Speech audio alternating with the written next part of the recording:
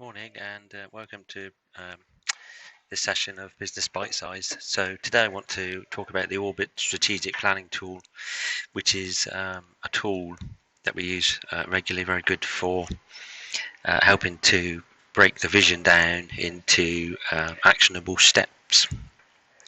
So I've cheated slightly by using a pre-drawn version because actually my ability to draw perfect circles is probably not as good as it could be.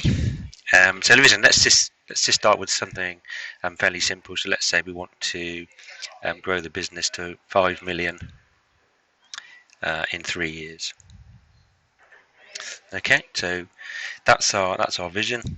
And what we want to do with the orbit diagram is to think about all the actions and things that we need to do, the strategies we need to put in place to deliver on that vision. And if we're starting now, let's say we're starting in 2022, first thing we need to do is to mark the segments as to what years we're talking about. 2024. So we're going through from 2022 to 2024. What we know is when we get to 2024, we want 5 million of revenue. So revenue on this line needs to be at 5 million.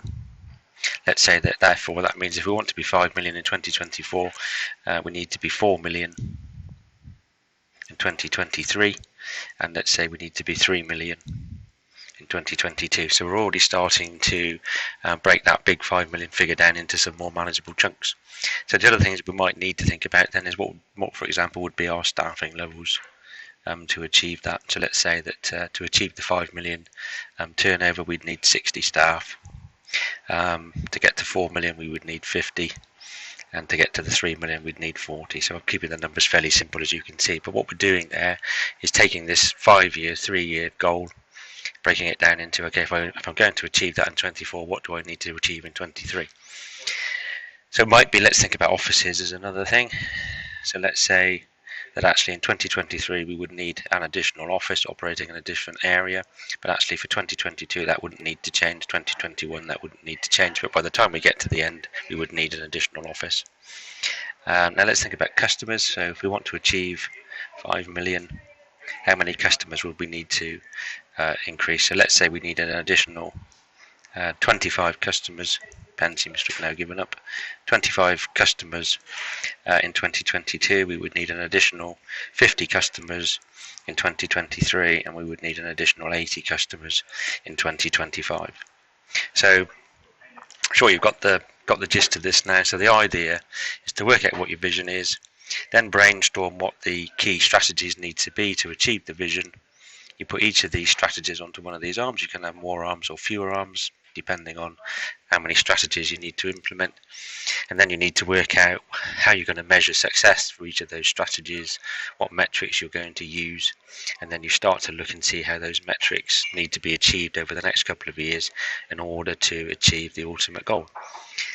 So that's the Orbit Strategic Planning Tool. As I said, it's really quite useful for breaking those big longer term visions down into actionable strategies and then starting to set some realistic targets. So if you start saying to the team we're going to be at 5 million turnover and you're currently at 1 million turnover, the perception might be that 4 million is a huge leap, and the next question will be how are we going to do that. If we start breaking that 4 million increase down into we need to do a million next year, etc., and then 2 million the following year, it just starts to become a bit more manageable for everybody, and then the strategies start to come into place. So we would need to take on this additional staff, we would need to develop a number of additional products, we would need to win a number of additional customers and so on.